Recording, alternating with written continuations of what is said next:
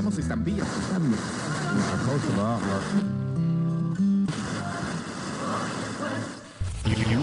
You are now tuned in to your number one radio station. Violent people. Radio.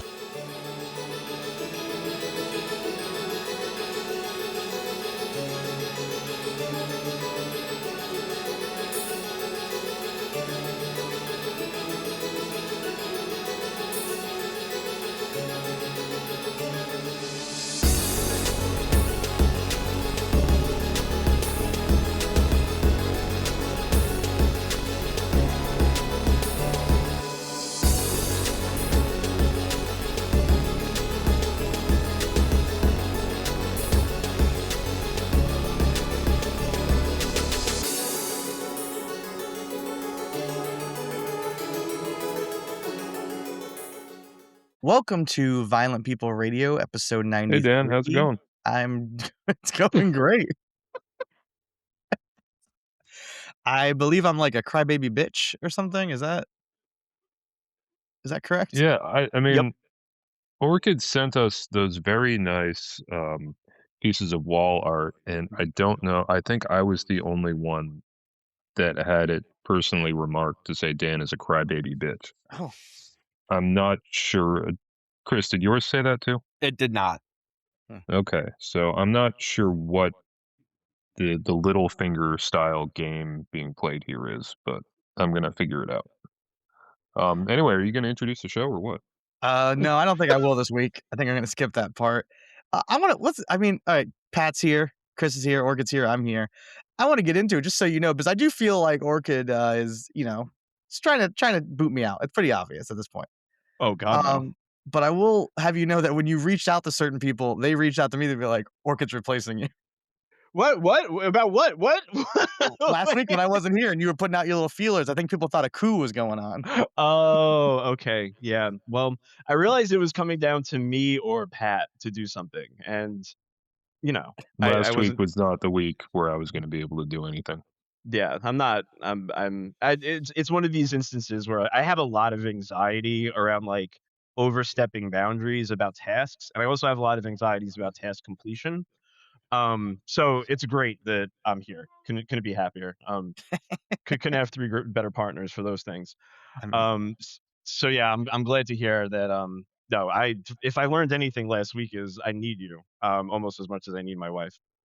Beautiful. Because I can't handle Pat without you. It was a great episode, but I will say it's also asking someone to be on this podcast is such a big ask. It sucks. It sucks. Like, see, why would my impulse is just this? to not ask anyone and just, make it so that fewer people are experiencing the pain of being on this cursed show. No, we got to spread it around. We got to make sure people know that listening to it. You're of the hurt people should hurt people. 100%. It's like, you think it's hard to listen to this? Try making this. It's true.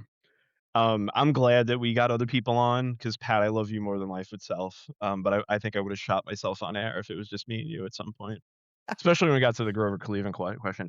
I literally got off the podcast and was trembling. I was up until about 3:30 in the morning. I could not. It was so stressful. 3:30 in the morning, which is when the podcast starts for Pork. Yep.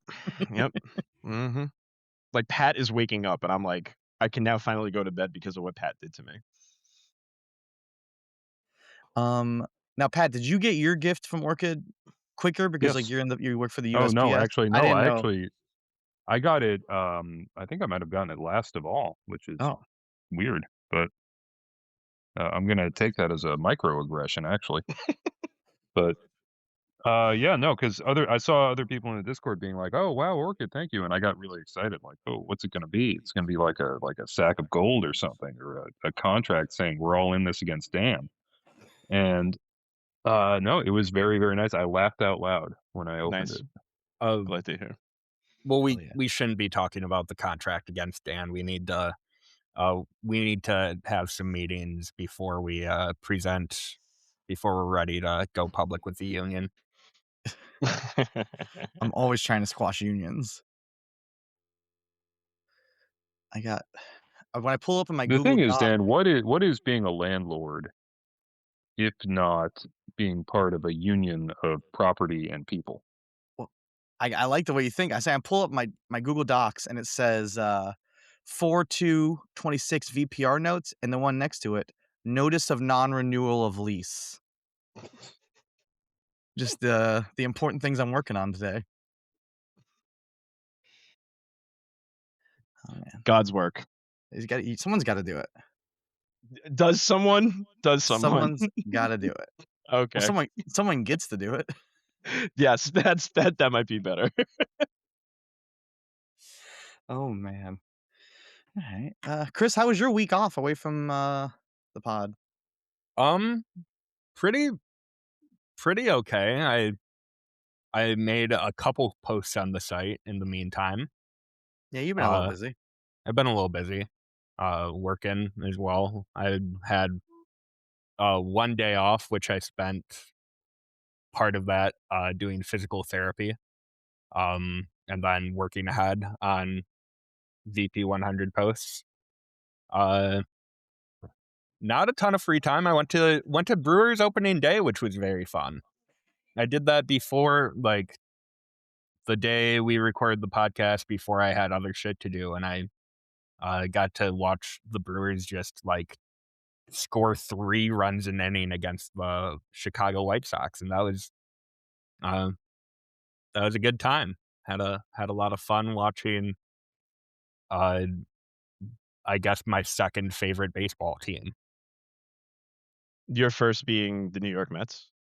No, Okay. no, I do not. I do not much care for the Mets. Well, you know who could. I like the episode of Seinfeld with Keith Hernandez. Oh, yeah, It's a that's classic. a good one. Yeah. But yeah, I mean, nothing like a baseball game and then waiting 45 minutes in the pouring rain for your shuttle back to the bars. Hell yeah. When I could have walked home in that time.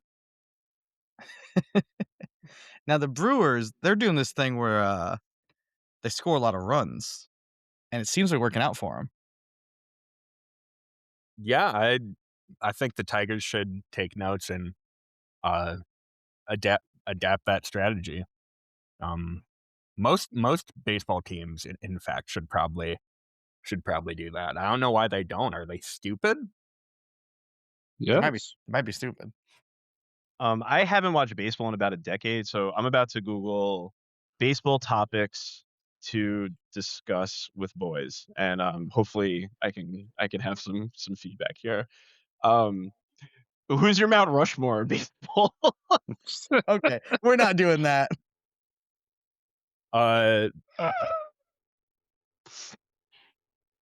Okay. Bobby Bonilla is number one. A Mets legend, Bobby Bonilla, number one. He is a Met legend. Still getting that check, baby. Yeah. Yeah. The GOAT of getting paid. I mean, mine would just be Kenny Lofton 4 times. So, like, there's a little redundant. So it's obviously Mo Vaughn, Nomar Garciaparra, Pedro Martinez, and maybe Roger Clemens. I loved Nomar as a kid. I loved Nomar. Everyone loved Nomar as a kid. I was an Astro fan. I was an Astro fan when I was a kid, so it's probably the 3 Bs, Bagwell, Biggio, and whoever the third one was, and then Russell Westbrook. That'd probably be mine. So Orchid, you're telling me... low seed question I could have asked you guys is seeds versus gum. Seeds. All day I'm seeds. A seeds guy. In high school, I was not good enough to make the team. I did not make JV baseball. That's bullshit. I had not played baseball for years, but I tried out. But I ended up being the student manager because they were like, no one else in this entire school knows how to keep a baseball scorecard. But it was awesome. I got to like leave school early every day. We had a doubleheader, and I just chilled out in the dugout and had seeds with the boys. Nice. Hell yeah. Now, Orchid, does this mean you're not getting out to any like Round Rock Express games? Probably not. I mean, I definitely was like kind of I'm like spoiled by Yankee Stadium. It's not the same going to a minor league game. Yeah. Did I go to a Round Rock Express game? I know I did some minor league hockey. Minor league hockey is awesome. Yeah. Yeah. Minor league baseball is too, but nothing like a minor league hockey game. Oh man, one fun thing about hockey is that my wife didn't realize like how hockey fights like actually operate. Like, so we watched like heated rivalries, and then once it was finished, like I saw a clip of a fight like on Twitter, and I showed it to her. She was just freaking out. She was like, "Wait, why is everybody backing up? Like, why are they letting it happen?" And I had to kind of explain, like hockey fight history to her. That was a beautiful moment of discovery for her. It almost felt as like, for me, it almost felt as like Austin was watching her watch Necro Joe for the first time. Have you showed her a goalie fight? No, God, shit. I should though. There were man. there were like at least 2 goalie fights this season. I don't even follow hockey that much, but like, I think there were like 2 goalie fights that happened within like the span of a week, and those like never happen. She's gonna And they're love that. beautiful every time they do. Yeah. I played goalie beautiful when I was a boys. kid. Yeah, with the little pads. You look so bulky and stupid. Yeah. Yeah, it was one of like a moment of my childhood that was like finding out Santa Claus didn't exist, was like finding out that goalies are just like normal size under the pads. Oh, did you think they were just like super? They're just like huge guys. They're just like the fattest guys around. That'd be a sick strategy. All right, let me Google fattest hockey goalies to talk about with boys. Well, I googled baseball topics to discuss with dangerous criminals, and its first suggestion was the Black Sox scandal. So I don't think Google really understood what I was asking. I thought maybe it would suggest you get away from the dangerous criminals, but I mean, the mafia was after the. I didn't look at what number 2 was. No, number 2 is players who broke the law. No. The mafia was involved with the Black Sox, right? Yeah, like kind of spearheaded that because, I mean, it's gambling and the 19 whatever the fuck 19, right? 1919. Yeah, like early 1900s. Yeah. Now, the problem with minor league hockey games is I got used to sitting on the glass, and that's not like financially achievable in NHL games, really. No. Not like regularly. And like once you watch hockey at like the glass, it's like everywhere else sucks. Like, no, I want to see you throw a human into the glass right in front of me. I think this is like a fun little tidbit. The Columbus Blue Jackets is like the stadium where like a little girl died, which is why they put up all those nets. Yeah, that's fun. Yeah, a little fun fact for you. Do you guys want to talk about wrestling? Only if it involves a little girl also dying at a wrestling match. All right. Well. Well. Did Kenny Omega kill that girl? You said you couldn't find her. Yeah, we still don't know. That's the thing. We have been looking for her. It's it makes Omega's continued association with Chase and Rance all the more troubling. I had to get back to sports. Bernie Kosar is going to be at TNA Rebellion. These bitches.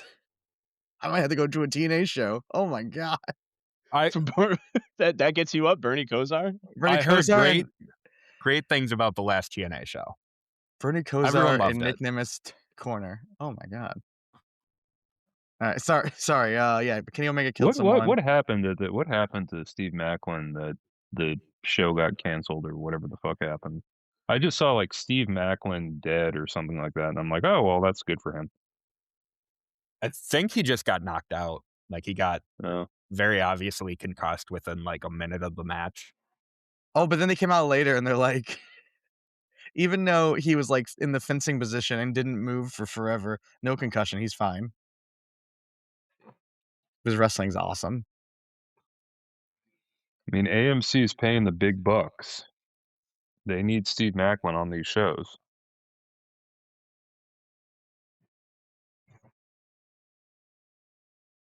Do we think Danny Luna's heading to MLW? We can only hope. Well, the problem is MLW doesn't usually have this many women on their roster. They I don't did know if just they have get room Lady for another one. Frost. Yeah, they got Lady Frost. Who else could you need? Lady Frost, Shotzi Blackheart, Priscilla Kelly. I feel like there's probably more. The Tokyo Joshi girls. Yeah, Cameo. Respect Cameo. You're gonna get me. I'm so close to blocking Pat on Twitter.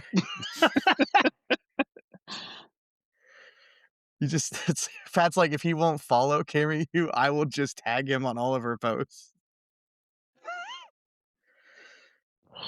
It's been 2 posts. It feels like too many. And they've both made me smile when I see them. I giggle. I definitely giggle. Because I feel like that's one of those things that Pat does like very early in the morning. So I'm like just getting to work. I just opened. I checked Twitter because I haven't had a customer yet. And I just see Pat tagging Dan in a Cameo post of like, yeah, that stuff all pretty much happens between me arriving at work and me clocking in. Beautiful stuff. It's like how I changed my Twitter name to Mr. VP100, and now without even looking at the articles, I just retweet all of them saying like, "It sucks this year." I guess Chris, we could fuck the order up and just talk about VP100 right away. That's what people are here for. Yeah, I mean, first week is in the books.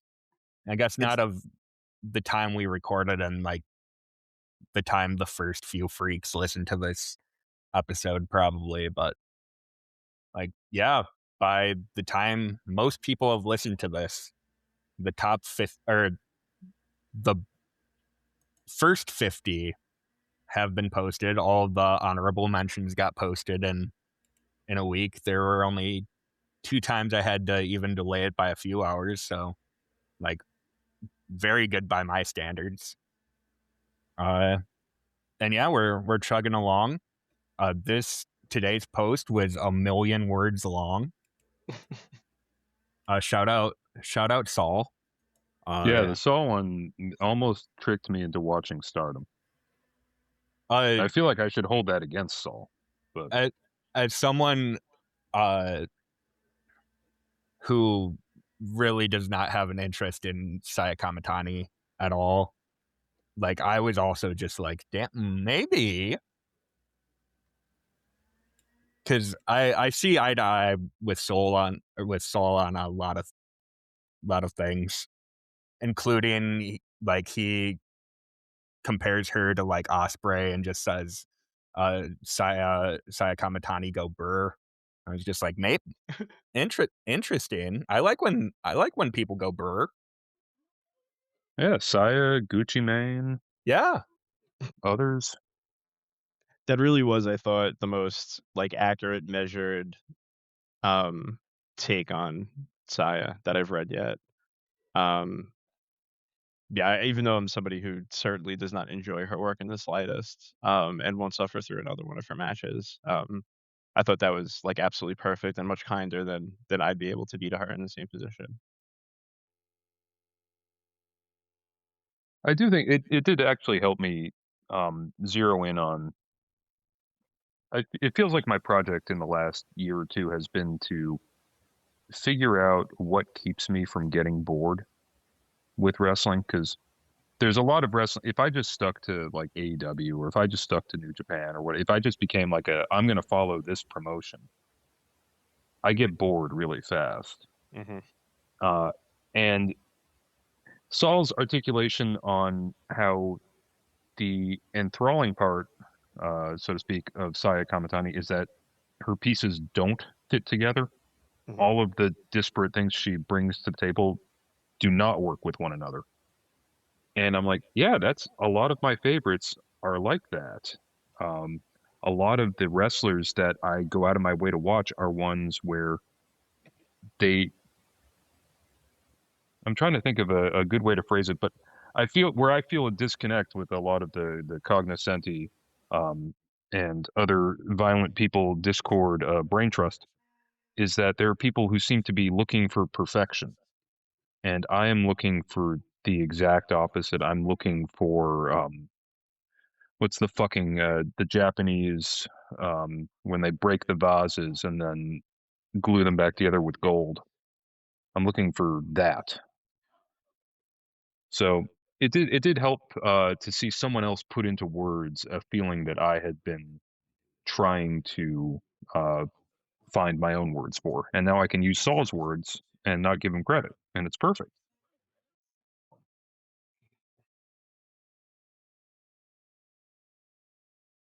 My main thought so far is I don't know who Jonas G is, but they're banned next year.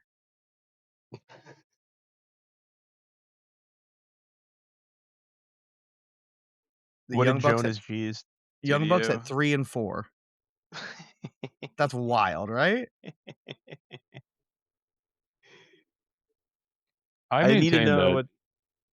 I think of these people, the Young Bucks are the ones where I'm like, I'm not bothered by their placement on the list at all because I still watch them and I think they make wrestling look like it's really fun to do. Like I watch a Young Bucks match and they're one of the few people where I watch it. Like if I watch Matt Tremont, I don't think, oh, that looks fun. No. I think, oh my God, that poor man.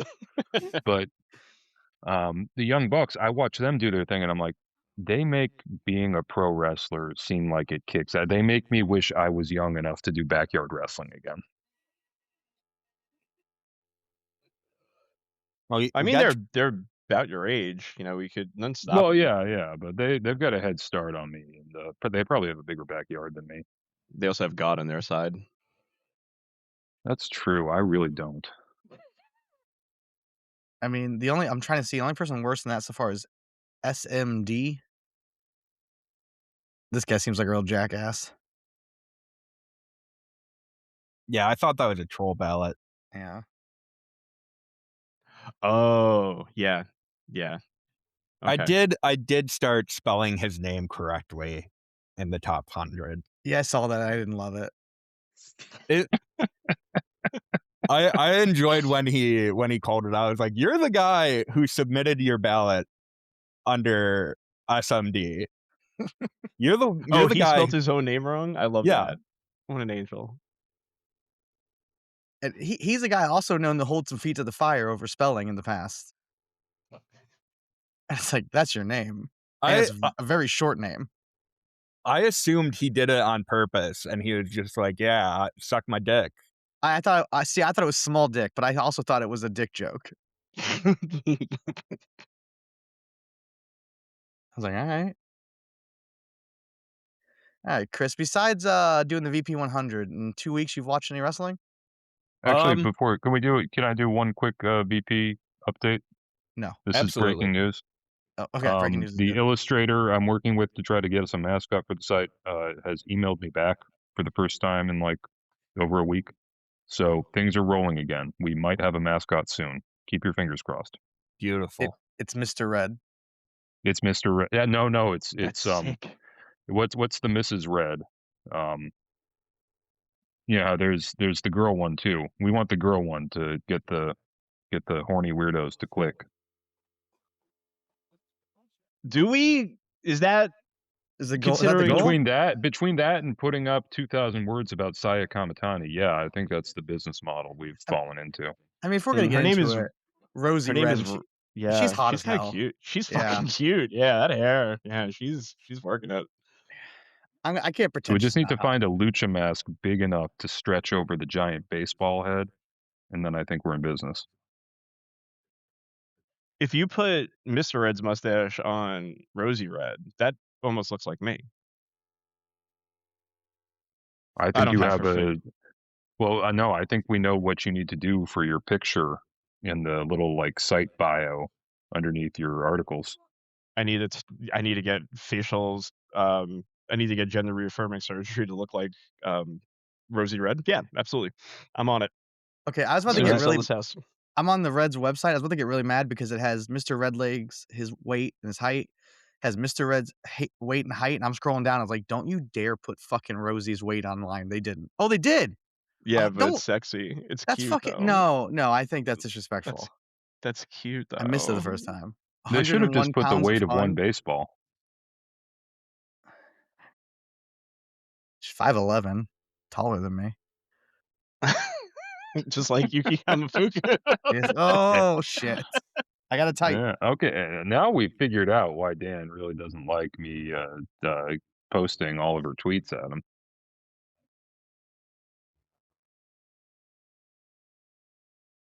All right, Chris, talk to me about Lucha. Yeah,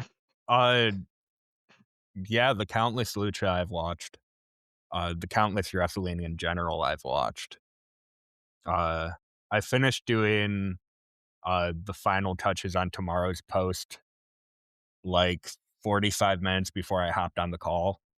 So you had 45 minutes to watch wrestling.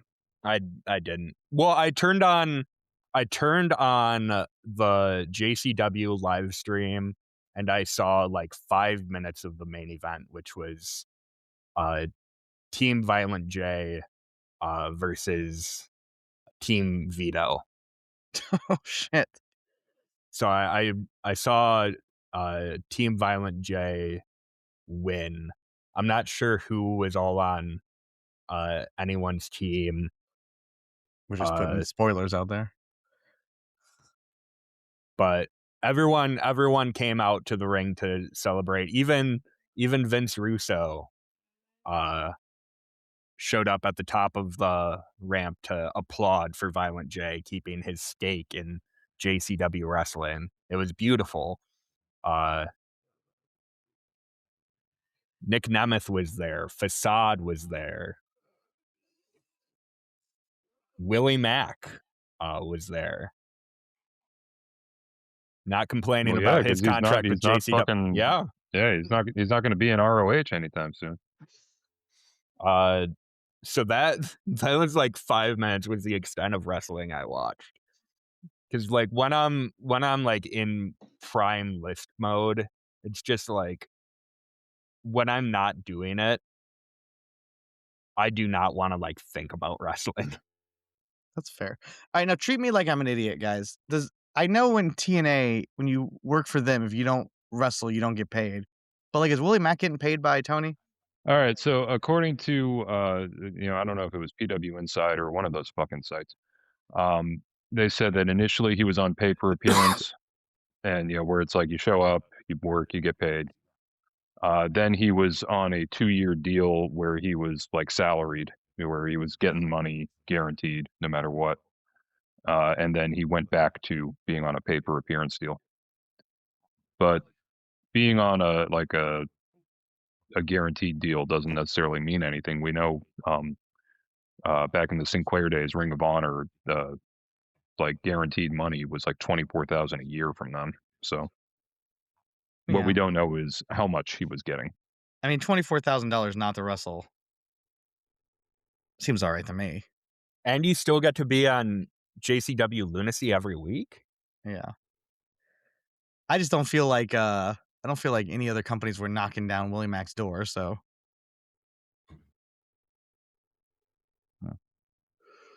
All right. Well, what about Pat? I feel like you've watched some wrestling, some lucha. I watched some lucha, actually. Oh, yeah. Let's get into it.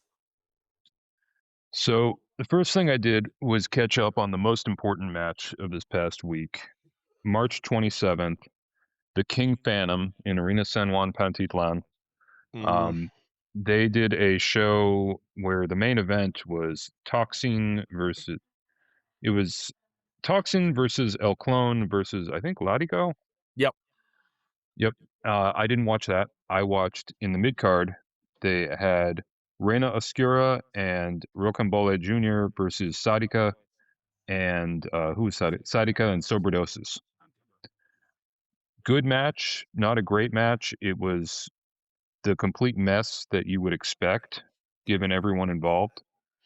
Sadika at one point did a tornado splash from the top rope to the floor that looked like it killed Rocambole Jr.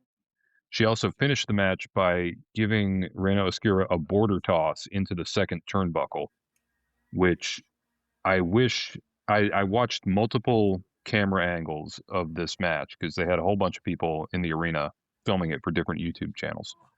I wish one of them had gotten a good camera angle of that because it looked it's one of those things where if you film it right, it looks like a murder. And if you don't get it from the right angle, it still looks like, holy shit, what is she doing? She almost killed that woman, just like anytime Hernandez did the border toss. So good continuation of the Sadika Reina Oscura feud. I still want to see their mask match when it happens more than just about any other match that is currently being built to this year. I also watched a Ruleta de la Muerte from Producciones TC, which featured, let me get the list. It was Park's large adult sons, Elio de Ella Park and Ella Park Jr. versus Trauma 1 and Trauma 2, which, weird that they would be teaming up, versus Luxor and Venom from 2010's AAA opening match guys who were like the proteges of Aerostar for 5 minutes, versus Elio del Mascara Año 2000 and El Cuatrero. So Dan and I were talking, and we thought Necro Butcher really isn't enough. We need to use this show to platform more accused domestic abusers. And it pains me to report that this match, which ended with Cuatrero claiming Luxor's mask, this match was actually pretty fucking sick. It was Ruleta de la Muerte, so 4 teams. If someone gets a pin, their team is out of the match, and the teams that are still in have to keep going until eventually there's only 2 people, and the last 2 people wrestle for their masks. So it came down to Cuatrero and Luxor. Just a lot. Like, these guys were going much harder than they should have for this crowd. It really seemed like they were trying to make Cuatrero look like a big indie draw. Venom and Luxor, I have no idea what they've been doing. This was apparently Luxor's retirement match. They wrestle like they did in the 2010s. They're basically, little cruiserweight young buck style tag team. They could still do shit. They could still go. Io de Mascara Año 2000, he was there. He didn't screw anything up badly that I could see. The Parks and the Traumas, if you like the Parks and the Traumas, they were there. They were doing their thing. I thought it was a really good match. It came up on my YouTube algorithm. Like, I finished watching one video and it was like, hey, we're going to show you this 35-minute 4-way tag team match now. I said, sure, why not? And I'm glad that I did. I need to go back because earlier in the show, there is a Pig Decapitador and Sick Boy versus Atomic Boy and Dr. Karante Jr. versus Rocambole Jr. and Piano 5 Jr. versus Arrow Boy and Wotan. And I need to see what the fuck that mess of a match is like. There's a world where that is like equally as beautiful. There's a world where all 8 of those guys are in the BP 100.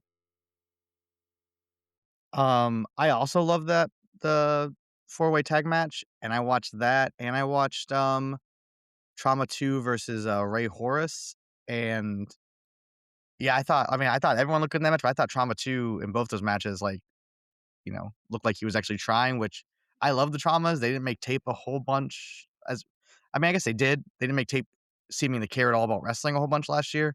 Yeah. So I couldn't even pretend to put them on my list. Like, I'm a guy that has them super high, but I couldn't even put them in the 90s. Like, they were completely checked out. And for whatever reason, for what I've seen in 2026, they're fucking game again. And like I said, Trauma 2 versus Ray Horace was also awesome. Seemed like it was building towards a rematch, but it's Lucha, so that doesn't really mean anything. But I'd like to see more of that. And I'm going to keep my eye on all these guys. And like you said, even Park's sons, they brought more energy than they normally do. I wonder if it's the lack of their dad on the show meant that they felt they had to work harder to, make up for the lack of having the fat piss skeleton there to carry them.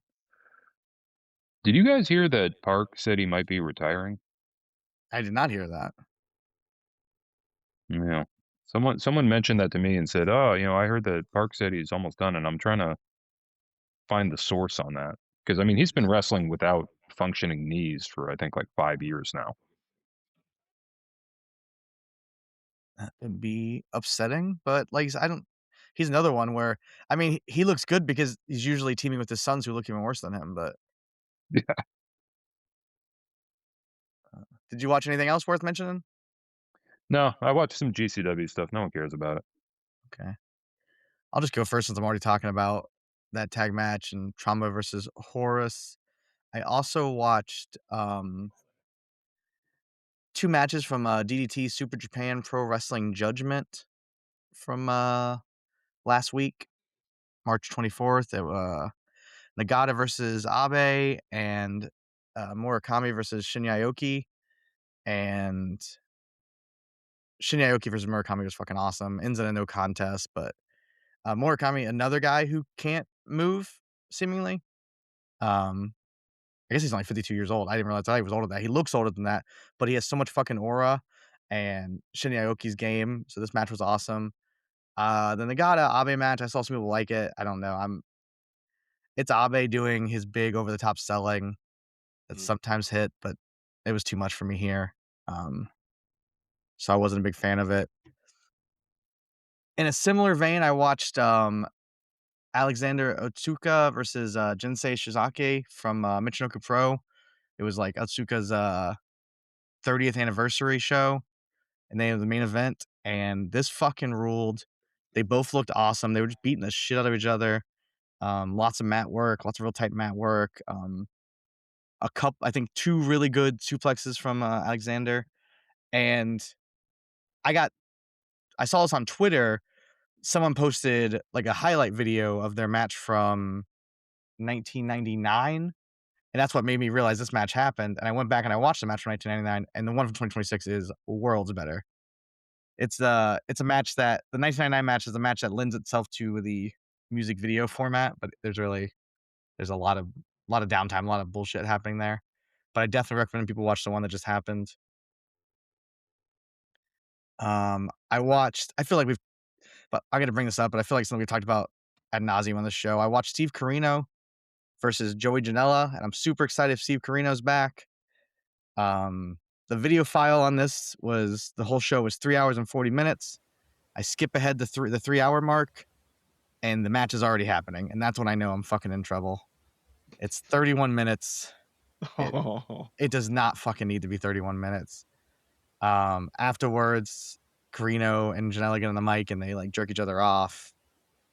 And I think Carino's look good in his return, his few matches. I think he has some good stuff in this. It's just so fucking long. But it does come out that he's facing Paul Walter Hauser at the next PWF show.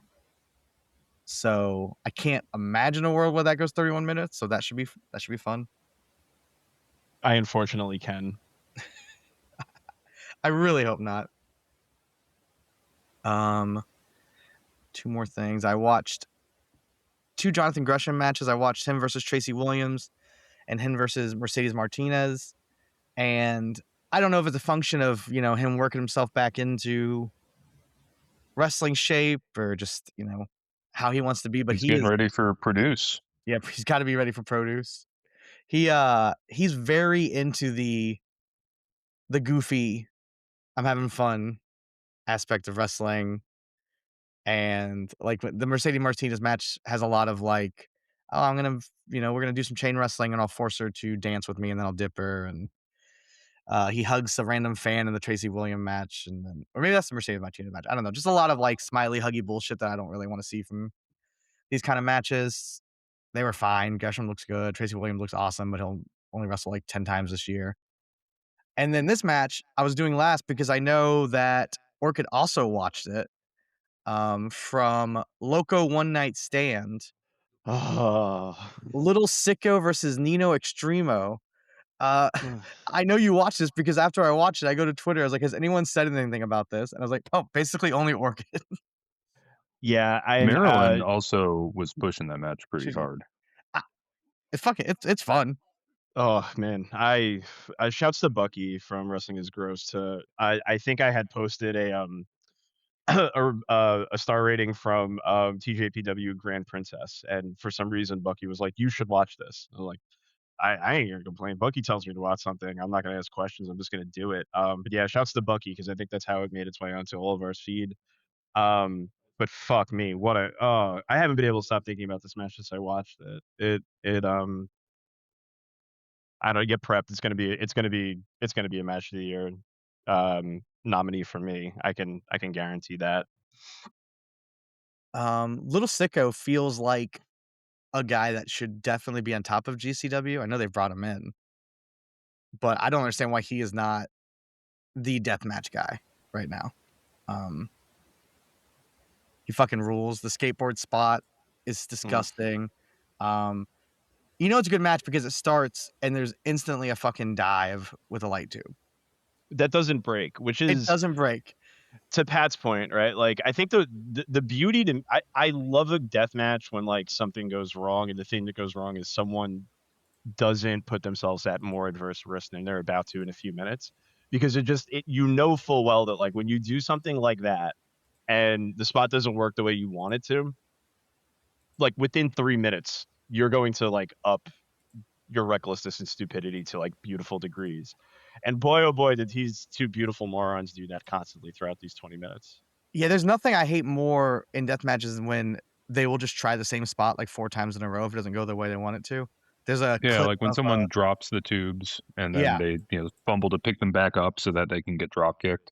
There's a video going around of Lou Nixon trying to do a curb stomp onto a bundle of light tubes, and it literally takes him like 5 or 6 tries to get him to break. And they don't really break because of the curb stomp. They break because he trips over doing it because he's so tired from trying it back and forth so many times. And I was like, it already looked like it hurt. Actually, it looked like it hurt more than if they would have broken the first time. You could have just moved on to the next thing. But no, I'll let you go on. This is the last thing I watch. I'll let you talk about this match because you seem like you liked it even more than me. I don't know how much I've seen of Nino Extremo, if anything, really. And but they were definitely the lesser part of this. Little Sicko was a joy. That's interesting. I left like, I mean, this is my first time watching either of them wrestle, and I left like just completely convinced that Nino Extremo is going to be somebody that I'm going to be like seeking out in some way, shape, or form for the rest of my life. My life. I think a lot of that has to do with like the aura. Yes, absolutely. The rest of my life. I did a little Twitter search, and he definitely seems like a vague Trumper, so that even makes him more exciting to me. If the Nino Extremer I found happened to be the same person, which I'm assuming it is because he also tweeted "Thank you, John Cena," and that was his last tweet. And if there's one thing this guy screams, it's big John Cena fan. I say that facetiously. To your point, Dan, though, about things going wrong, and Pat, to your point as well about nothing being worse than like trying the same spot. The one thing that I loved in this match was, I think it was during a 619, Little Sicko was trying to, kick a light tube into Nino Extremo's face. Missed it, didn't work. And instead of doing the thing where he was going to try to do the move, he just kicks him. Kicked the fucking shit out of him. It was, I think that was the beautiful thing about this match. Like, I can't recommend it enough. And I even went so far as to like drop it in the Observer newsletter Discord, and a few people did watch it and were like, yeah, this was fucking incredible. The things that I think that were just really special about it is, I don't know if it was like edited after, like if it was edited in like like After Effects or something, or if it was just like actually shot on like a VHS from like 98. Oh, but did you watch it on that Yashiro dude's channel? I think so, yeah. There's a dude named Yashiro. He's got a YouTube channel, and he literally just goes to shows and has a fucking old ass camcorder. That's sick as fuck. That's cool, but I'm pretty sure I watched it on Title Match Network that you pay for. Oh shit, that's even. Oh man, so fuck. So there's a I'm probably gonna seek that out. I watched the hand cam of it, and it could be the Title Match just took his YouTube stuff and put it. That's a good point too. I didn't even remember I paid for a Title Match. That's pretty exciting to remember that. Yeah, as you'll know, DM me if you want to watch something and don't want to pay for it. I'll probably buy it for you. Yeah, that plus just like the way that Nico came out, I was just fully hooked and enamored with him. I really do feel I've been writing about it since Tuesday in like bits and spurts because like I'm fucking exhausted from how much I've been writing lately. But I really do think that like I'm gonna end up like trying to do something similar to like David Foster Wallace's essay on Federer as religion. I don't know like what shape or form it's gonna take, but I do really it felt to Pat's point about like trying to find things that like keep you from being bored. I'm fully committed to like watching Joshi. That's really my day to day. Like the narratives of that is what I'm most interested in, especially like as some of those folks like make claims for like wrestler of the year and stuff of that nature. But it's really like stuff like this that like I will seek out and like will remind me no matter like how grossly like hyper produced some of the most like high concept wrestling can be, there are still things like this that are going on and like made just like from like a pure place of passion that I'm cracking up though. I gotta let you know that last night I fell asleep to a dude on YouTube reading that David Foster Wallace piece. You fall asleep to some fucking strange things, my I friend. thought it was this guy in Pallet Town. He reads a lot of bullshit, and that was one of them. I was like, I'll listen to this again. And every one of the things you fall asleep to sounds more and more homoerotic. I mean, it is what it is. Yeah, I guess so. But yeah, I can't recommend this match enough. Thank you, Bucky, for throwing it our way. I hope that it leads to more and more folks viewing it. I'll retweet it again once this episode's up tomorrow. It really just instilled my love of wrestling and had me going down a little bit of a rabbit hole to find some other death matches. Remind me, was this from Loco? Yeah, it was from Loco. 228-26. I remember Loco doing a show that I wanted to see. Lowrider put on a show to raise money to, I think, try and sort out Sadika's immigration issues. Because I don't know if they're still together, but at some point in time, Lowrider and Sadika were together. What they did was they had one hard cam and they put it on top of the PA so that any time the PA made any noise whatsoever, the camera shook violently. And that was their only camera for the entire. So I remember trying to watch it, and eventually I was just like, I'm feeling like I'm gonna have a seizure if I keep watching this YouTube video. So that's still how I imagine every Loco show looks. Little Sicko, even though I know it's not true. Little Sicko has 2 young children. I don't know if I needed to know that. I'm terrified to hear that. Fucking Christ. I mean, Little Sicko looks, sounds, and from everything I can see, acts exactly like the kind of guy who would have 2 children. I was gonna say, I think the reason Little Sicko, like I have met so many Little Sickos in my life that I think that's part of the appeal. It's just like, oh, I've met so many of these guys that it's like, man, they could do a death match. That, if they. Do you think that you've met so many of them that you now understand why he's not pushed as a top star in any promotion other than IWA Deep South?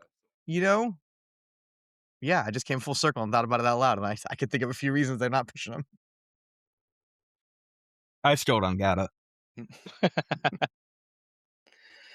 Did you watch anything else you want to talk about besides Little Sicko and Nino? Yeah, totally. I'm gonna try to take Sam's advice to heart and limit how much I talk about outside of what I did actually The watch. fans spoke. Only Sam wants us. Sam wants us to be so much shorter. He quit the podcast. It's also for my own sake. I feel like I start dissociating like crazy after a while. Once we hit the hour and 30-minute mark. But yeah, let's see what I can do here. The things I'd probably just go out of my way and say that I watched was I did do a couple of sorry matches that I enjoyed. Did a little bit of the Stardom Nighter and Corrigan from 331. I largely think that if Stardom only ran Corrigan, which seems to be the most engaged crowd that they have, and they only ran once a month, and they only ran multi-person matches, I do think it would probably be my favorite promotion in the world. It's like once they get out of there and into like bigger rooms or like quieter crowds, I stopped caring as much. So I enjoyed, won't talk about it too much. I enjoyed the Cosmic Angels versus Furuchan, Hazuki, Maki Ito, and oh shit, the woman who's with Makito. I can't remember her name off the top of my head. Kyoko Furuzawa. Fun match, nothing special, nothing crazy. I really enjoyed Sari and Takumi Iora versus Kashima and Shiori. Pat, how do you feel about Saki Kashima? Have you watched much of her before? I don't think I've watched anything of hers since she was like a rookie. Cool. And I I feel do like not. I remember her being tall and skinny, which makes me think like maybe I'm thinking of someone else. that is how she is. I've only seen her. She's only like a discovery for me like about a year ago. But like her whole gimmick these days is that she's afraid of like any physical contact whatsoever. That's a good Um, gimmick. It's fucking awesome. She has a great match with Bozilla last year where it's just basically her running running away from Bozilla the entire time. There was like a long build to it. It took like tag matches where there's one match where she just ran to the like locker room, like she just left the fucking like multi-person match to get away from Bozilla.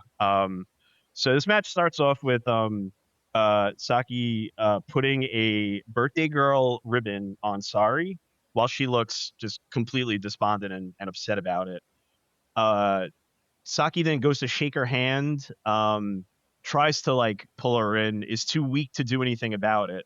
And then to sort of distract her, blows a little, like one of those like pocket or those hand streamers, like you like pop off for somebody's like birthday. Like you get to like a kid like when they want to light fireworks, but just like right in her face, and then immediately just runs out of the match entirely. Some good work between the three people who are actually trying in the match. The one person who was not trying was trying the hardest, being Saki. Sari ends up winning this match when Saki taps out before Sari could hit her with the Uranagi, which just fucking delightful. So really enjoyed that. Taking that to move into the only full show that I watched this week, TJPW's Grand Princess. Very good Sari match on there as well. That would be Sari and Takumi Iora versus you'd think I'd be better prepared considering I wrote notes. Asiru Endo and Miyu Yamashita. Easily the most engaged I've seen Miyu look in about 2 years. Probably the best Sari match from this year. Just great tag match. Can't really say much else besides that. Mirai versus Suzumi, good. Remain a very big Mirai fan. Suzumi, not somebody I'm all that crazy about, although a lot of folks that do like Joshi continue to insist to me that she's very great. I don't quite see it yet, but yeah, whatever.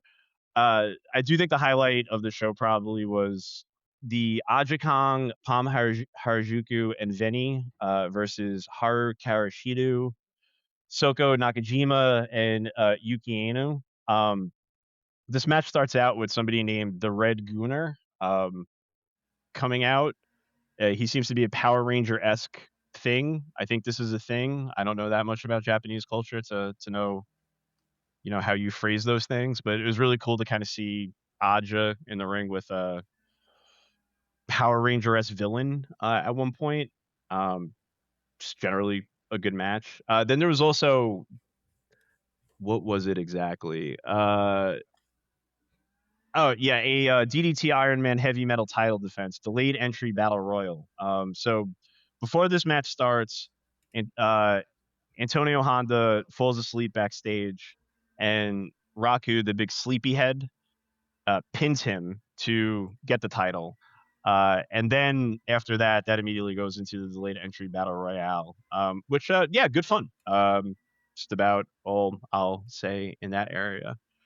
And then the one other match that I'll talk about would be Chihiro Hashimoto versus Manami from 327-26 at the Sendai Girl show.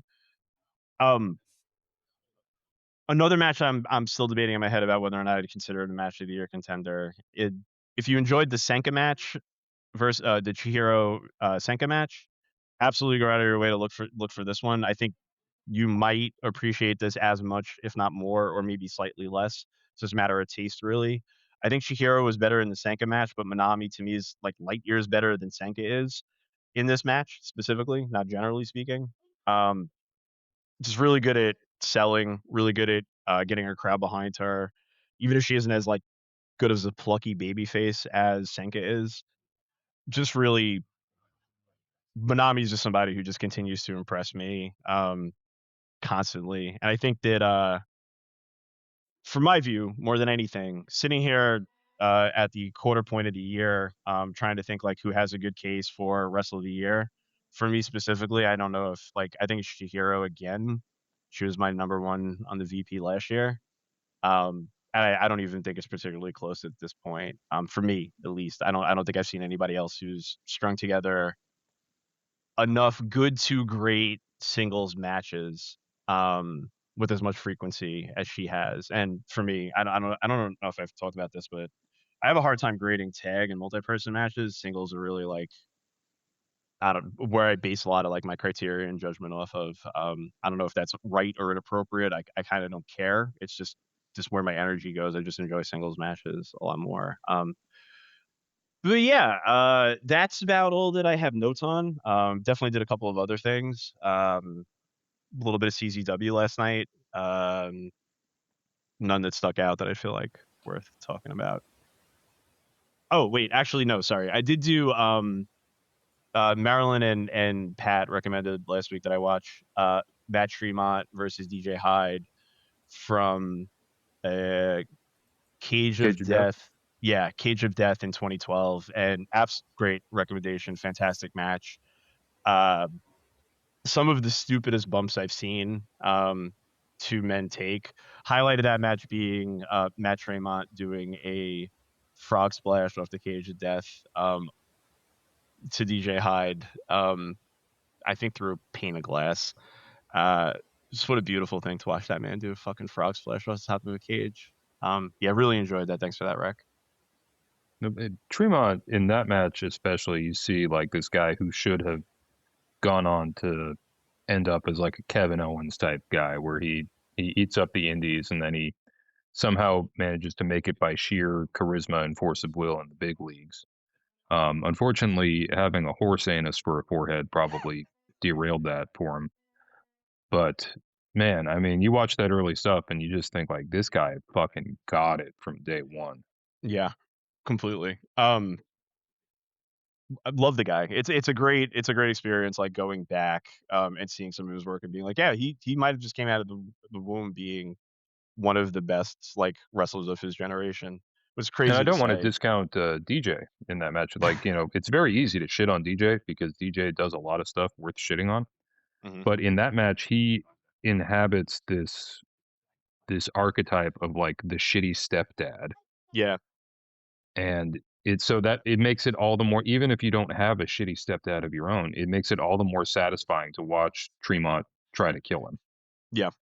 And he's absolutely trying to kill him. That was his selling point that y'all led with, and it's definitely appears as if it's two men who are trying to murder each other. Not hyperbolic. There are some fucking stupid bumps in that match. Really dumb ones. You know who watched more wrestling than any of us? I just want to give them a shout out because I just listened to this today. The latest 7-hour episode of the official Grapply podcast where they went through the entire G1 25. Like every match. God. They scooped They went through every tournament match. That was what our big top next week. That was our big top, but you know, it does group, and man, it just made me think because that was one of the G1s that I watched all of as it was happening. And it just made me go like, oh man, I miss when wrestling was cool. Like when they had like Naito coming back from Mexico and Shibata, you know, still being Shibata as opposed to whatever he is now. Pat, how far it was a very nostalgic one for me. How far is Braintree from where you are? Like a half hour. Oh my gosh, you could have saw Tremont versus JB Anderson. You know, I thought about it, and then I was just like, I'm tired. I don't want to drive to Braintree. At a brewery that looks like maybe not in the best part of town, but what are you going to do? Yeah. I mean, well, it's Braintree. I'm not sure there is a best part of Braintree, being honest. Fair enough. What annoyed me was that Promotion Focus Pro. Yeah. They literally ran the one neighborhood over from me a month or two ago, and I just had no idea. Good promotion by them. Yeah, so I've got my eye on them for the future. I might make it out, but their shows I look did not make it out this past Saturday. not fantastic. Yeah, that was another reason where I was kind of like, I don't feel like driving half an hour after work. I mean, it's like if you like Akira and Zicky Dice, you might be in for a treat, but otherwise, I'm not sure. Boy, do I. The crazy thing is that Tremont versus JB Anderson was originally Redacted versus JB Anderson. And then Redacted might be hurt. I don't know what's going on there, but Redacted pulled out. So Tremont did a show for like TWE and then jumped in his car and drove 17 hours to Massachusetts for this. And I'm just like, I can only imagine how much a guy like Matt, how much his body hurts after sitting in a car for that long.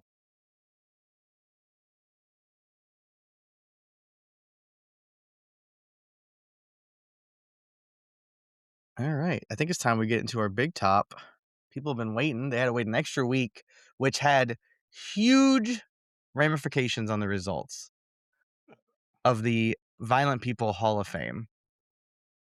Is this round 3 or round 4? I believe this is round 4. I'm sending you guys the results. I'm going to go ahead and read. Oh, no. I'm going to read them from the smallest percentage up. Reminder, you need to have 60% of the vote or more to make it to the Hall of Fame, I believe. In last place, sadly, 11.9% of the vote, Brian Alvarez. Aw, damn it. And this is really, I feel like we're really kicking Pat here. In second to last place, Sol Ruca with 14.3% of the vote. Mildred Burke. Who did I want to put in and then said Sol Ruca? I think that was Shibata's brain. It was Shibata's brain. Okay. Mildred Burke was 16.7. Angel O'Demano with 19%. Angel O'Demano. Yeah, that's basically what I said.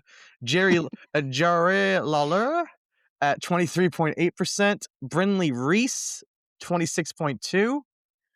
Andrew Chazar with 28.6%. Unbelievable. Dr. Jeff Steve Williams with 31%. Tied with, these two wrestlers are always linked together. Yuki Kamifuku, also at 31%. Man, you guys, our fans are really not beating the sexist allegation. Megumi Kudo, 38.1. Sadaka, 40.5. Mickey Knuckles, 45.2. It's 4 women in the row, not that close to getting in. Jack Evans, 52.4. Akira Hodoko, 54.8. Tied with Jeff Jarrett, also at 54.8. Now, here's the one. We have a ballot that was turned in a little over 2 hours ago that took Shibata down to 59.5% and kicked him out of the Hall of Fame. Fuck you. I had to see who. I can tell you who it was. Let's see. Brad Brains.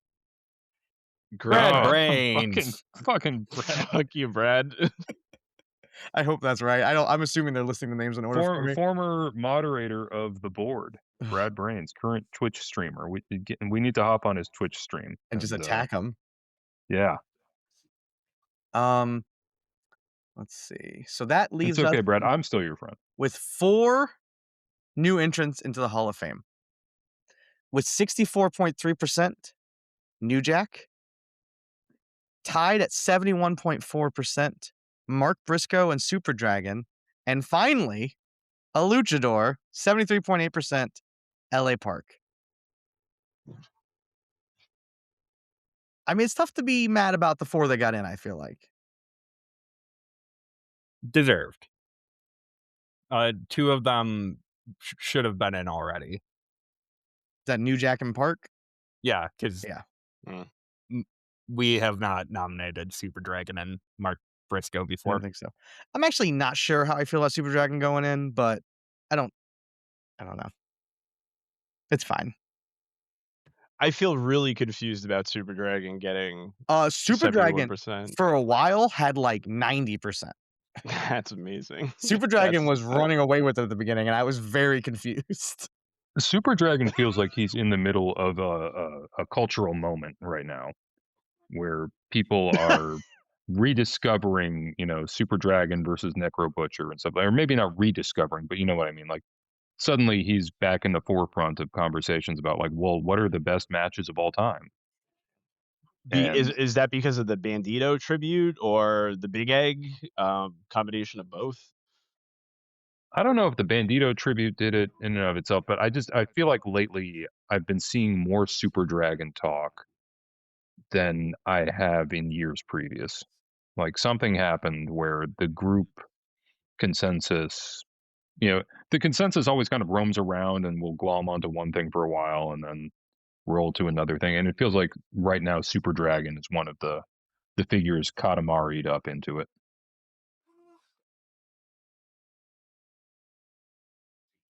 I mean, I don't know what happened to all of fucking Mildred Burke's cage match soldiers. I'm sorry, I got distracted. They did not. Someone with the name Renly Beast voted in the Hall of Fame, so I'm really pretty locked into what they got going on. Who'd they vote for? Let me pull it up. Let's see. This is good radio. It's good to know your vote is not anonymous. I mean, if I think you have a funny name, I'll call you out. I mean, we never promised this was a secret. No, we haven't. No, we never did. We never promised we wouldn't punish voters. Oh my god, Pat, did you end up voting? Because I remember you saying you were. No, going I did not. I did not vote. Okay. Well, as I scroll trying to find Renly Beast, we might know in a second here whether or not they voted. Oh, here they are, Renly Beast, Akira Hokuto. They voted for Brinley Reese, which makes sense. Jack Evans, Jeff Jarrett, Jerry Lawler, L.A. Park, Mark Briscoe, Mickey Knuckles, Sadaka, and Sol Ruka. Not a bad ballot. No. Yeah. There were some solid choices in there. They clearly respect everyone you nominated. I did go into some of the other Discords and post and say vote for these 5 people. Oh my gosh. Okay, but now I'm thinking, okay, they didn't vote for Yuki either. At first I thought they voted for all the women except Mildred Burke. I was like, come on. That's like the 8th best woman in the history of the business. 5th. 5th? This is crazy. Wasn't she 5th when we looked at it? I mean, maybe it's changed since last week. Maybe last week, Matt Max and Striga have like freaked out and been like, we need to normalize the women's rankings. No, you're right. It's 5th. I'll have to move up. Nominate. Well, also the best woman in the history of the business didn't get either, but maybe 2, 3, and 4 will. Who knows? We'll find out in how often do we vote on this? Whenever we feel like. Okay, so we'll have to check back in whenever we feel like. Roughly 6 months, but also not really. And as a reminder, everyone that didn't make it this time isn't eligible to be nominated next time. So Shibata will have to wait. Somehow Sol Ruka will have to wait. Brian Alvarez. We're talking probably close to a year before we can get Brian Alvarez in this. Did you guys see that clip? I mean, I'm talking to 2 much bigger observer heads than me. Did you see that clip of when Lance Storm is like, I'm offended that they're using Vince McMahon's name and an angle, so I stopped watching. And then Brian's like, you couldn't have just watched so we have something to talk about? This is a 6.5 hour conversation about that in the Observer Discord yesterday. Oh, hell yeah. And I was just questioning every life decision like I do all the time. I feel like Alvarez might have gotten a few more votes if not for his current YouTube talking head engagement bait stuff. If not for the current way that the clips are trickling out, because they seem to, I don't know who is in charge of doing these clips, but they seem to be determined to do nothing but make Brian look like a fucking moron. No, I'm fine with that. It really does seem like, as a guy who has it does make me think like, targeted. Oh, Garrett's doing these clips. I will say one thing that is probably news here, because unless I brought it up before, but one of the main reasons that a lot of folks have stopped subscribing lately is that Brian just will get into, I mean, I don't know if maybe this has always been true, and Pat could tell me if I'm wrong, but Brian is constantly getting into like multi-page arguments on the board when someone's that's always been the case. I remember him versus Rovert was You've clued me in like on that World War one, II of the board. Yeah. What about like when the Ultimate Fighter didn't have chyrons? That was a high point for me in my fandom. We're getting in the Observer talk. I saw a clip where Dave Meltzer called the 1992 WrestleMania taking place in Cleveland, and so of course everyone is very normal about it.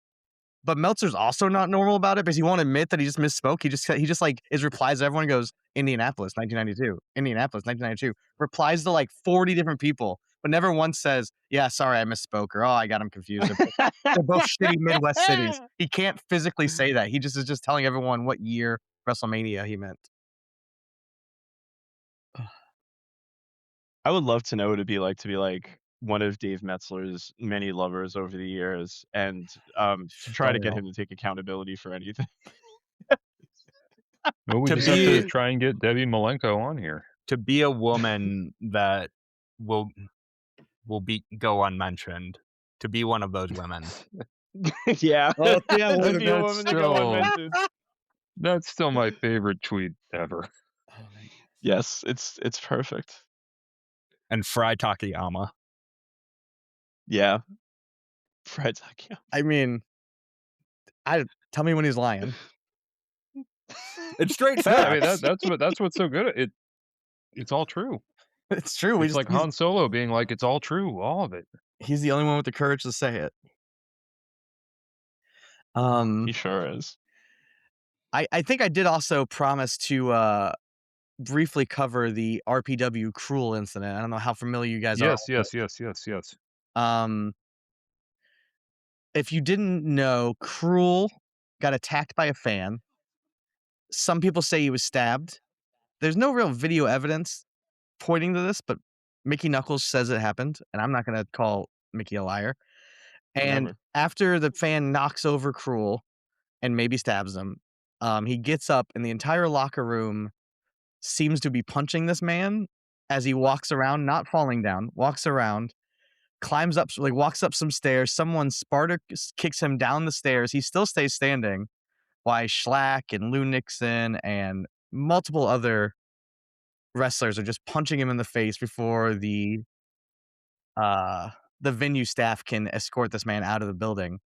And for some reason, this doesn't seem, I know this is crazy. If he got stabbed, it's crazy. I don't think he really got stabbed. This really broke containment and is on like Fightful and like sites like that, like the bigger wrestling media sites. What I liked was that initially they said it was someone from the Deathmatch Elite group.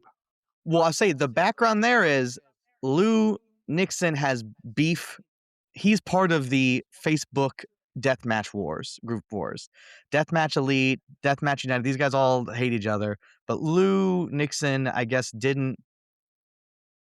shocker, a wrestler didn't like ship out their merch like they said they would, and they just stole from people.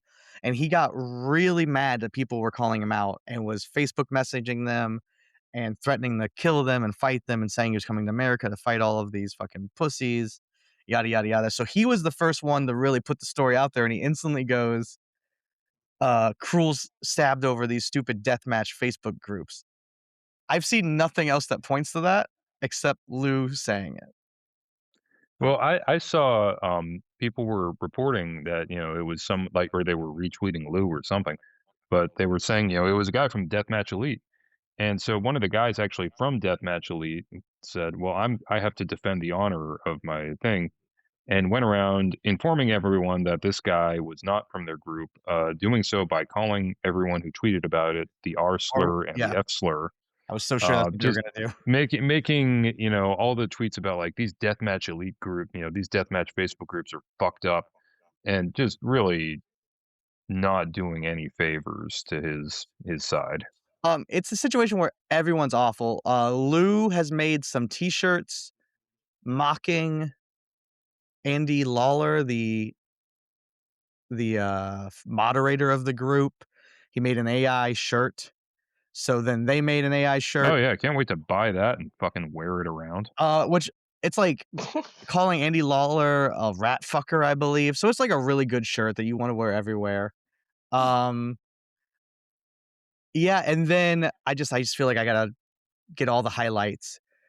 what's happened from then is, which I think is a real highlight, is Dirty Ron McDonald. Is that his name? You guys familiar with him? No. Oh yeah. Oh, yeah. No, he was from XPW. He does a perverted Ronald McDonald gimmick, and he was the guy who supposedly was faking COVID. For GCW, stuff for GCW. Yeah, yes. Him and Orin Veidt. Yes. So his big issue is it proves that all the wrestlers at RPW are fake and they're pussies and they can't fight because why was that wrestler still standing, or why was that fan still standing? They should have been able to knock him down. And you know who also agrees with this? Necro Butcher. If he was there, that wouldn't have happened that way. I mean, this guy did have like 2 inches on Schlack. So, I mean, he was at least 5'3". So now Schlack is wanting to fight Dirty Ron McDonald because Schlack says, I've calmed down now, but if you're calling me out in a personal way, then we're going to have to settle this. Like I said, it's really making the deathmatch scene seem great.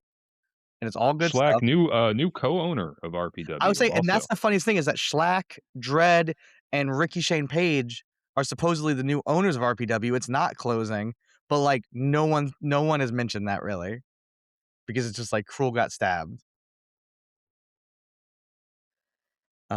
It's awesome. Like, how do people not love this shit? I mean, it's so good. There's so much like every fucking wrestler like wants to be involved. Like I can't think of his name. I've watched him wrestle a million times. Greg Ricky Shane Page? No, Ricky Shane Page's buddy. What's Irons? Greg Irons. He's making sure he's jumping on all these threads to be like, I was there, he wasn't stabbed, which I guess is kind of calling out Mickey Knuckles, who's jumping on all the comment sections to be like, I was there, he was stabbed.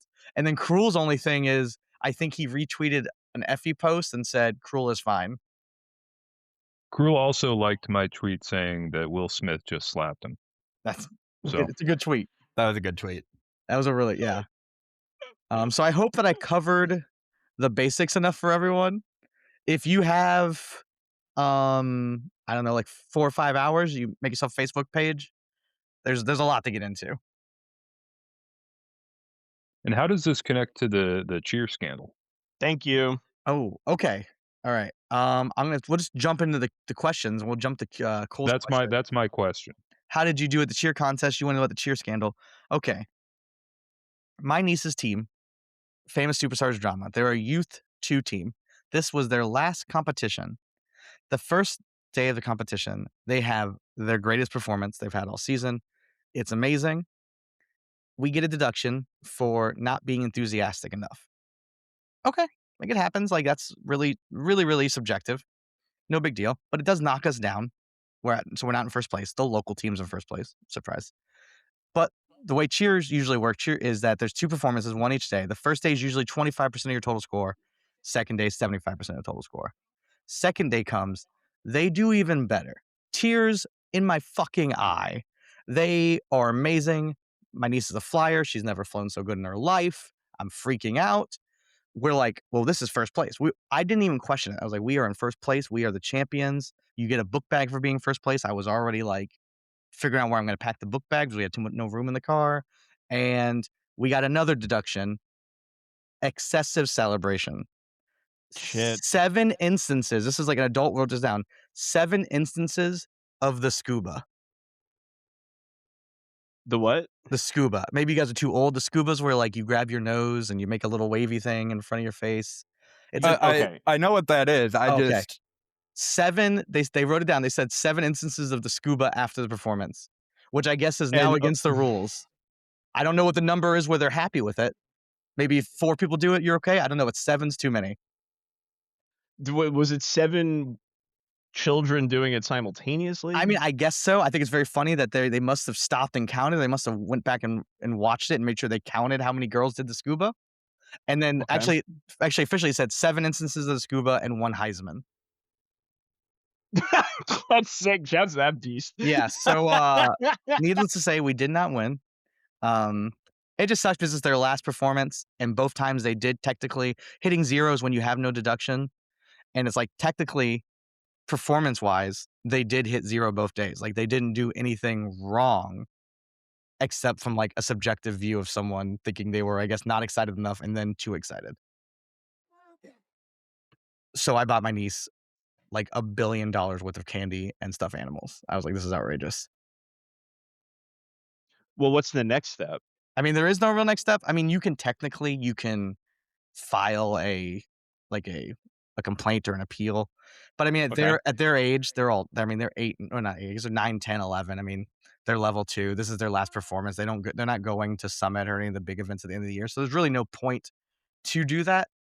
So we won't. It's just, shake it off and well, I mean, learn to me that makes it even more like if this is their last performance. And Yeah. like also, so when you say you, do you mean me? Like, should I file an appeal? I mean, I would be very helpful if everyone here could file an appeal.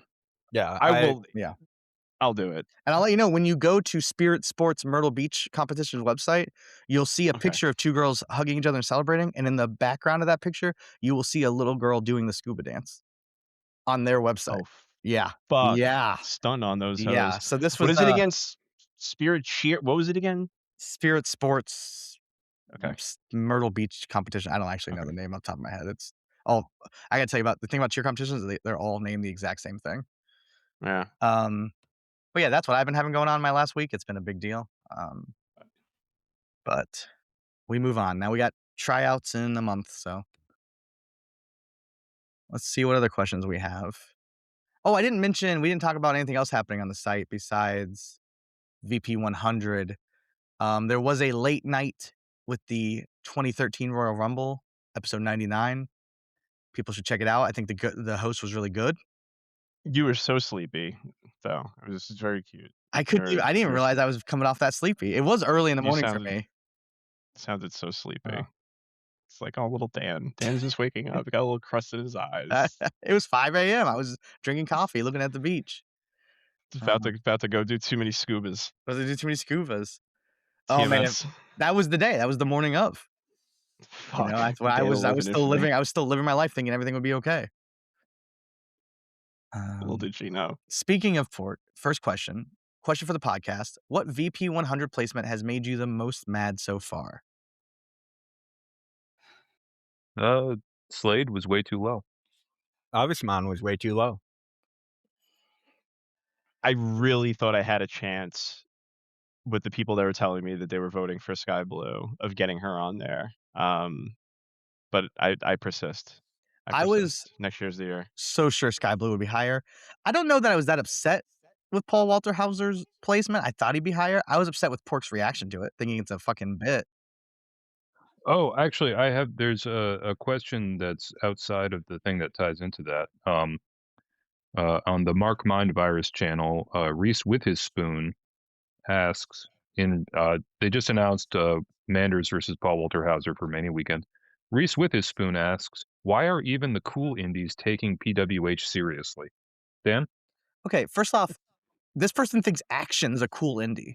Where the fucking business become? No offense, Matt. Sorry, friend of the show. We're about to get DMs. What the fuck are we talking about? Darian Bankston's their fucking champ, I think. What are the cool indies? Shut up.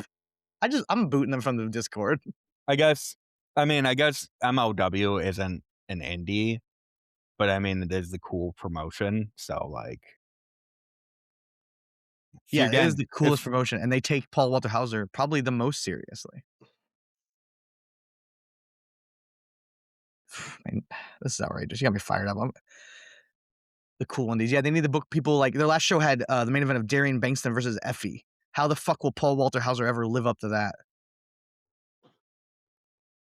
Where was I? Question, Isabel. Question for the pod. Which VP 100 placement have you been the happiest about so far? I'm happy that Obvisman got in. He was someone who I thought was going to get like the number 1 vote from Chris and still end up at like number 223. Luckily we've got some other soldiers. Piro Luchita has voted him very high. John always votes him high. Like, shout out Bucky. I think Steph had had him in there. Sam actually finally watched him and voted for him. So thank you, Sam, as your parting gift to me. For actually watching a guy I've been talking about for and not just me, like other people you have known for years who have been talking about him for years. I liked that so far I've been the high voter instead of Tim on most of these Pacific Northwest wrestlers. That makes me happy. Multiple women. I mean, keep it on DL. Necro Butcher made the top 100. Speaking of women. Yeah. Orchid, what are you most happy about so far in the VP 100? I think the one that I'm most happy about will be posted tomorrow. Chris, is it already ready to go? It is ready to go. I'm looking at it right now. Okay. Yeah, I think the one that I'm happiest about then is Nicole Matthews, getting so close to being within the top 50. I got scooped by Tim. Yeah, so that to me was yeah, you got scooped by Tim. On that, but I think that was the one that made. I was bragging about it. Yeah, that one made me the happiest. I think Nicole was somebody I had heard about a lot, but didn't really get a chance to really watch more than just a handful of matches until the DPW run. My wife fucking loves Nicole, which I think is just so dope that the folks that my wife gets excited about wrestling just always really just tickle me. I just think it's so sick. She's like, yeah, Nicole Matthews, that's somebody who I see the ring psychology play out really well. Yeah, so just seeing what felt kind of like a year for her to kind of reintroduce herself to a bunch of, or not reintroduce herself, but introduce herself to a bunch of folks much younger than us. And have people kind of really take her work really seriously. That was really fucking dope. I'm really glad to see that she made that much progress. I don't want to spoil it for people tomorrow, but 55 and 54 is two people I was really hoping I'd be the high vote on, and I'm not. But I'm glad that they're this high. I wish they were higher. Yeah, that's Nicole. I hope just keeps doing it forever. Yeah. Same with Timmy. Spoiled it. This is a great question from Cole. Which wrestler do you think would do the most disgusting goatsy? Is there context to this? Is there a reason this is being asked? I mean, it happened forever ago, but what nasty boy did it? It was Knobs. It was Knobs? Mm-hmm. Yeah, because Knobs did the goatsy, and Jerry Sags has the post where he talks about a nasty boy doing a nasty shit, which is one of my favorite tweets of all time. Okay. Question for the podcast. With GWE voting opening up soon, how much are you looking forward to / dreading it dominating wrestling discussion and inevitable discourse that its results will bring?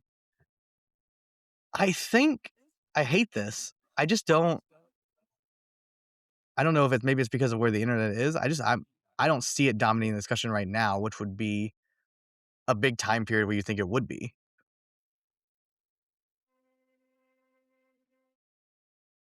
I mean, we already argue about Chris Jericho and Kurt Angle and Shawn Michaels and whoever else you would get mad at. We argue about them every day anyway. Yeah. So I guess some of that would ramp up, and I would ignore it equally. Considering that Colette and I are most likely going to start talking about whether or not it comes to fruition, Lord knows, but we're going to at least start talking about putting together a podcast centered around GWE. I remain largely uninterested in the conversation as it happens, and feel like I'll be able to avoid it pretty easily. It's barely in the peripheral for me at the moment. I'm gonna bunch Steph and Max questions together. Who do we need to kill if Kurt Angle makes the top 100 again? And is Ospreay making the GW better or worse than Angle making it again? I mean, I think both those guys will make it. So Angle is better as someone who, at least among among this crowd is the Osprey high vote. Angle at his peak, like TNA with Jeff Jarrett, that clears even the best Will Ospreay stuff. And Ospreay, I still hate his junior stuff. So like Angle, I would have clearing Ospreay. Angle, neither guy is making my personal list, but Angle I would consider first.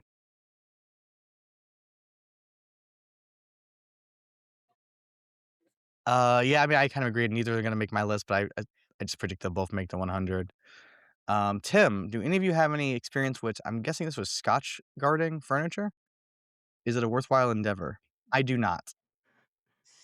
No, he wrote scout guarding. He did write scout guarding. Scout guarding. I have even less experience with scout guarding. I have no experience with scout guarding furniture. Yeah. I'm sorry, Tim. Pork. Who from this batch of VP Hall of Fame members will you vote for in GWE? From those that made it? Let's do just nominees. I think they mean probably just the nominees because they wouldn't have known who was going to make it. True. For sure, Jerry Lawler and Mark.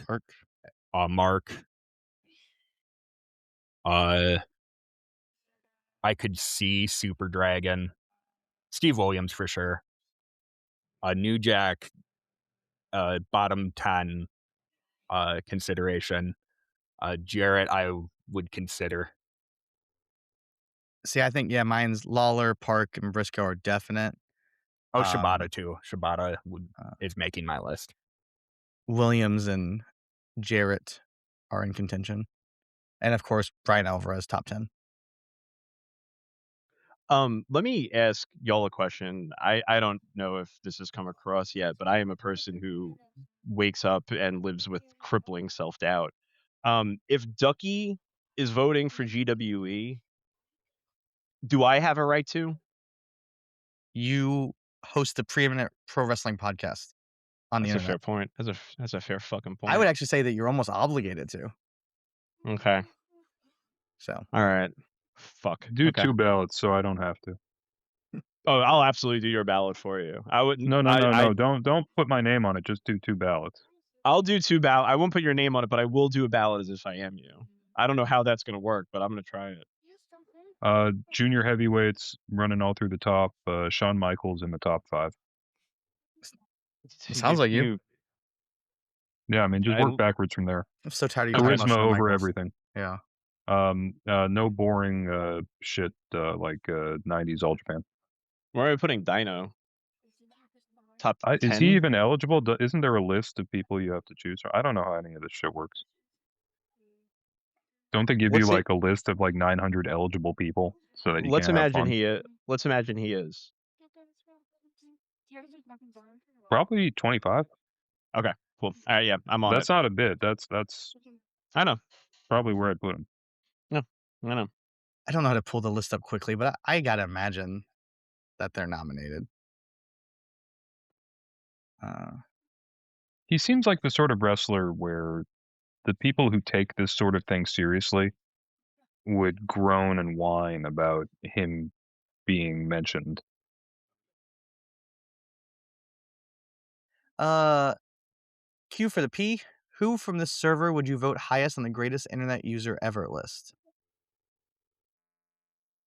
The crypto scammer or whatever that Tanner just banned. Oh, I missed all this. It was a crypto scammer. Not Ollie. Not Ollie. It's 299 people in first place, Ollie in last place. Mm-hmm. No, I don't know. I wish if Logan was still around, that's the easy bet, but let me invite Rover and then I'll get back to you. Dokamoy, question for the podcast: favorite and least favorite April Fool's bits? I'd like to start if that's okay. Yeah, perfect. I am both pure of heart, angelic, and gullible. Those are 3 things, not 2. April Fool's Day is my fucking least favorite day of the fucking year. Here's a great one. When I was working in enrollment management in DC, I guess an April Fool's joke was that Johns Hopkins was getting rid of the S at the end of Johns and changing their name to be John Hopkins. And I read that like in the middle of a workday and was like, good on them, fantastic. Fast forward like 7 months later, and like I'm at a bar, like talking to somebody who works at Johns Hopkins in their graduate creative writing program, and I'm like, isn't it really cool? You changed the name to, be John Hopkins instead of Johns Hopkins. And the person's like, what the fuck are you talking about? I'm like, yeah, no, it happened a couple months ago. I'm like, you're insane. I'm like, no, it's absolutely a thing. Like, and then I pulled up the article and realized it was written on fucking April 1st. So it's for like 7 months. I had been telling everybody under the sun, yeah, John Hopkins changed their name. I was like, maybe it'll change in the database in a couple of months. I think at that moment, from that point forward, I was just like approaching April Fools with like an increased skepticism that like I'm mostly on edge the entire day. One year, my little brother full force punched me in the face and said, "April Fools." That's a good one. That's Yeah, that's great. That's both my favorite and least favorite. I'm doing that next year to you. That's gonna be awesome.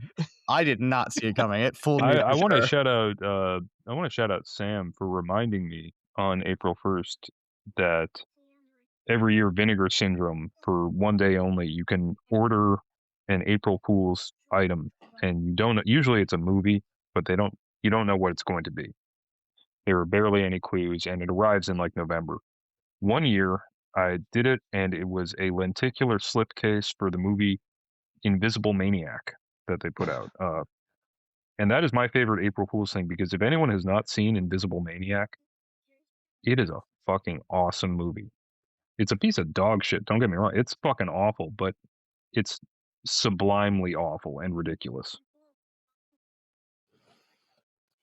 So I just wanted to sneak in that plug for Invisible Maniac. Anyone who hasn't seen that, get on that shit. Putting it on the list. I have not seen that.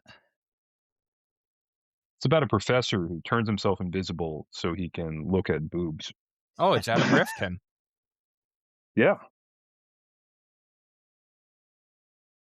Now you're speaking my language. All right. This is a good question from Eamon. Question for the podcast. If you were to do a 4-person draft of the all-time IWA Mid-South roster, which wrestlers would you pick? Now, is it a good bit if I insert the Muscle Orchestra episode in here? Yeah. The entire one. Yep. I'll just drop the file right in here.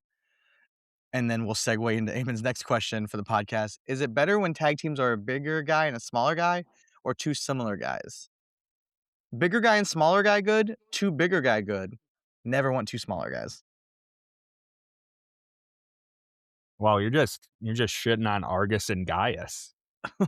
The smallest guys in the world. I am the high vote on Sinner and Saint, 2 little fucking tiny boys, but I'm just thinking all time. I actually don't know where I land on this. I want to make a snap. I'm just going to say similar guys, because I'm going to stick up for 2 smaller guys. Okay. I'm going to stick up for the IWGP Junior Tag Championships. Yeah, I mean, Briscoes, similar guys. Hardy's, similar. What I think I like a lot is when it's not necessarily a size difference, but it's a character difference. Like, I loved in DDT until he unfortunately got crippled trying to do a sunset flip. Takayama was in DDT tagging with Denshoku Dino as New No Fear.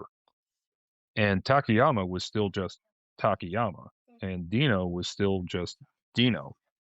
And they had a great, system going on of just this completely mismatched team. I love stuff like that. Yeah, like when you've got the straight man and you've got a little shit. I would say part of that is you would enjoy Dino teaming with anyone, though, right? Yeah. I mean, the Takayama one was especially inspired because it was Takayama. That's true. Orchid? I think I would go two similar guys. But that said, like Workhorsemen are probably like my favorite tag team of all time, and look what's going on there. Yeah, I guess I'm going two different. Just as many beautiful male bodies as we could put together, the better. Okay. This is a great little pairing of questions from Nick Yeoman. Which deity would make the best pro wrestler? Also, which is the worst god of a major religion? Please detail why you don't like them. Orchid, go ahead and take us for this first one. I grew up Catholic. I don't. We're not allowed to know that there are other deities. I don't know. Fucking. Yeah. No. I got nothing. I would say that the best deity for pro wrestling would be someone should use the song Deity by Ministry as an entrance theme, because it's one of those songs with a riff that would actually work really well as some sort of high octane wrestling walkout music. As for the worst deity, I'm going to say, all way tie. Okay. I'm trying to last minute bone up on my Hindu deities. This dude, I'm boning up on my M&Ms. this dude, Hanuman. He's looking like he'd be cool as shit. I thought you were saying I'm boning up on my Hindu deity so I can pick the worst one. No, I think he'd be the best pro wrestler, but also the worst one because pro wrestlers are all bad. Boom. That's true. Chris, I'd like all your thoughts on religion right now. Fuck Zeus. Oof. Get him out of here. Jeez. But they would count, cool, right? Though, right? All those guys. At one time, it was a major religion. Oh, I'm cracking up. I can't read ahead at all, so I'm shocked by this. Haven, the question for the podcast: favorite type of M&M? I was like, Orchid was just talking about the green one because it's a girl and so you can fuck her. Sexy. Rosie, what the fuck? Do you not know how sexy the green M&M is? Peanut butter. Okay. No, y'all are just talking over each other. I just heard. I didn't realize they were all talking about fucking the green M&M. No. I mean, she's no Rosie Red, but yeah, she's. That was my next question. If you had to choose Rosie Red or the green M&M, who would you choose? Rosie, hands down. Okay. Jesus, God. No, this is an important question to me. I think generally peanut butter. But right now, if speaking of voting, if you go to mms.com/en -us/vote, you can vote in the bakery collection competition that's going on at M&M's until May 15th. I need you to rig it for peanut butter cinnamon roll. If you have not had the peanut butter cinnamon roll M&M yet, you're missing out. Do yourself a favor, run to your nearest bodega, pick up the peanut butter cinnamon roll. If they don't have it, demand the peanut butter cinnamon roll M&M. It'll blow your fucking mind. How's this cherry chocolate cupcake though? It ain't the peanut butter. It's good. It's not gonna fuck your world up. Okay, all right. You'd hope it would, but my current favorite type is I'm boring. I like peanut M&Ms. And I obviously like the sexy M&M. I have voted now. Orchid. Thank you. Appreciate it. Which it feels a little cheap because I have not tasted any of these, and it has the lowest star ratings of the three. What the fuck? It has a 4 out of 5 with 55 reviews, where lemon meringue pie has 5 out of 5, or for as close as you can get, with 263 reviews. Somebody's got to be rigging this because that thing sucks ass. I'm gonna give him a call. I'm not interested in that at all. Yeah, who would be? Freaks. One time I called Hamburger Helper when I was like 9 because I felt like there should be. I like mushrooms on my Philly cheesesteak, so I felt like there should be mushrooms in the Hamburger Helper Philly cheesesteak. And they were like, "You could just buy your own mushrooms." I was like, I'm 9. Good talk. That might be the last question. Yeah. Oh, they want a full breakdown of PWH versus Michael Elgin. I don't know what happened there. I guess Michael Elgin had an issue with Peter Rosenberg, and so Paul Walter Hauser. Which, by the way, is this the real Paul Walter Hauser Yes. with only 2,000 followers? Yes. Okay, all right. I don't think Peter Rosenberg needs 20 years in the business to give his singular opinion on a wrestling matter. He's a human being. Definitely doesn't need Michael Elgin piping up, as if anyone wanted to hear him ever about anything. Also, it's not ballet is overused. Now, this sucks because this is like two of my loves fighting. Like, My loves. my loves, Michael Elgin and PWH. Like, I don't need that in my life. Do you think it might be them trying to build to like a Mania weekend match? I could hope. Elgin shared are you guys familiar with a wrestler named Tyler Turva? No, why It would you? sounds like exactly the kind of wrestler that no one is familiar with. Yeah, no one is. And then Michael Elgin shared that he has a he's doing a seminar for $40 and he's like, what a deal, $40 to learn how to be mediocre. And I'm like, he's coming for fucking blood right now. Whoa. I do think it's funny. It's like 4 of us have never heard of you, but you're gonna have a wrestling seminar. I respect it.